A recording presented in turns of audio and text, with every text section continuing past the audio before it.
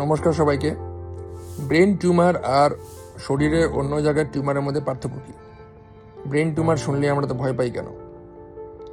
কি ব্রেন টিউমারের মধ্যে যেটা মোস্ট কমন টিউমার সেটা হচ্ছে গ্লায়ামা। গ্লায়ামা হচ্ছে এক ধরনের ক্যান্সার এবং গ্লায়ামার আউটকাম ইউনিভার্সালি ফেটাল।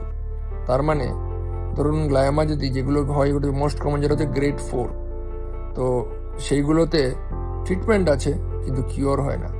তার না আমরা ট্রিটমেন্ট করবো কেন? কিন্তু ট্রিটমেন্ট করে কি হয়, আয়ু বাড়ানো যায়। ট্রিটমেন্ট করলে মানুষ আরও কিছুদিন বাঁচে, কিন্তু এই ক্যান্সারগুলো ইউজুয়ালি কিওর হয় না।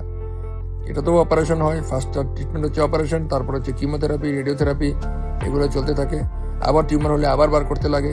তো অনেকজন বলে যে হ্যাঁ টিউমার করলাম, অপারেশন করলাম, সাকসেস হলো না, আবার টিউমার হয়ে গেল। হ্যাঁ, গ্লায়ামাতে ইউনিভার্সালি সবারই আবার টিউমার হতে পারে বা হয়, আবার করতে লাগে অপারেশন। এটা হচ্ছে গ্লায়ামার ক্ষেত্রে। কিন্তু ব্রেনের অনেকগুলো টিউমার আছে, যেমন ধরুন মেনিনজিওমা, এটাও কমন।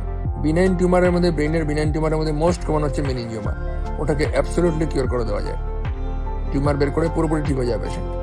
মেনিনজিওমা করা অনেক মুশকিল, কিন্তু পুরোপুরি কিওর হয়ে যায়।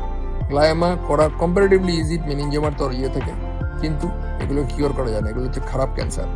কিন্তু মেনিনজিওমা হচ্ছে পুরো কিওর করা যায়।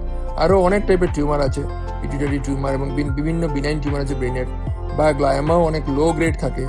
অনেক দেখা গেছে আমাদের পেশেন্ট অপারেশন করেছি 3 মাস, 3 বছর, 4 বছর ধরে আমরা ফলো আপ সিটি স্ক্যান করছি, টিউমার আবার আসে না, ওগুলোকেও কিওর করা যায়।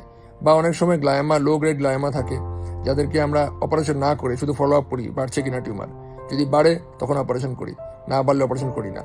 তো ব্রেন টিউমার মানেই এটা নয় যে সবাই ঠিক হয়ে যায়, এবং এটাও নয় যে ব্রেন টিউমার হলেই মারা যেতে লাগবে।